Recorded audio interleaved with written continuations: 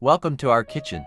Eggplant Parmesan requires a few key ingredients and a few steps to create a delicious dish. To start, the large eggplant must be sliced into 1.5-inch rounds and sprinkled with salt to draw out excess moisture. After patting the slices dry, they are coated in a mixture of flour, beaten eggs, and breadcrumbs with Parmesan cheese.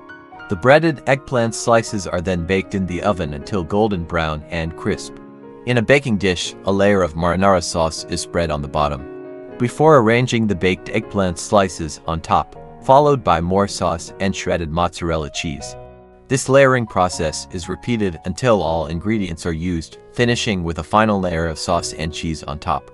The assembled eggplant parmesan is baked in the oven until the cheese is melted and bubbly. Once baked, the dish is allowed to cool for a few minutes before serving, optionally garnished with fresh basil leaves. Eggplant parmesan is best enjoyed hot, paired with a side salad or pasta dish for a satisfying meal. Thank you all for joining me in the kitchen today.